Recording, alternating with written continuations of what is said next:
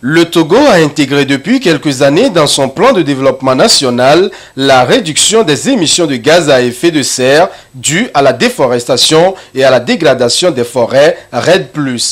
Objectif, permettre aux forêts et aux arbres hors forêt de jouer désormais leur rôle socio-économique et écologique.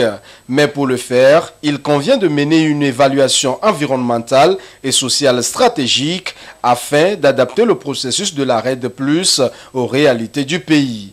La réunion de ce mardi est une démarche participative qui vise à permettre aux participants de s'imprégner mieux des options stratégiques REDD+, évaluer les impacts positifs ou négatifs et faire des propositions correctives si impact négatif y est. Le processus REDD+, entamé au Togo depuis 2015, est dans sa phase préparatoire et l'objectif ultime, c'est d'obtenir une stratégie nationale REDD+, acceptée par tous. Une stratégie nationale REDD+, qui va être fondée sur des options stratégiques.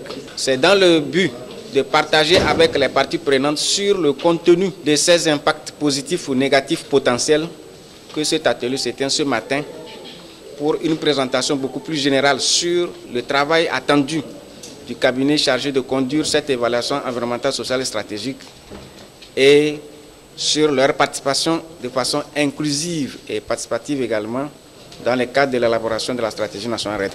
La dégradation des forêts, la déforestation sont autant de fléaux issus des mauvaises pratiques de l'homme. Aujourd'hui, il urge de restaurer cette couche végétale pour le bien des populations. Les avantages sont multiples, les biens et services. Déjà, par la foresterie, nous avons le bois que nous valorisons. Nous avons aussi l'agriculture qui occupe plus de 80% de la population togolaise. Et pour que cette agriculture puisse être performante, il va falloir réunir des conditions naturelles optimales pour promouvoir la production.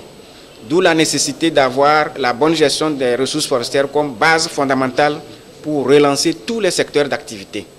Même une route que vous construisez, si elle n'est pas reboisée tout le long, elle va subir des effets d'érosion. Même les accidents de route, s'il n'y a pas de garde-fous, notamment des garde-fous constitués par le couvert végétal le long de la route, les bâtiments qui sont réalisés dans l'extérieur de l'emprise de la route, ces habitants qui habitent ces bâtiments peuvent être en pâtis par des risques éventuels d'accident. À noter que cette réunion en est une parmi une série prévue dans le cadre de la mise en œuvre du processus de réduction des émissions de gaz à effet de serre dues à la déforestation et à la dégradation des forêts.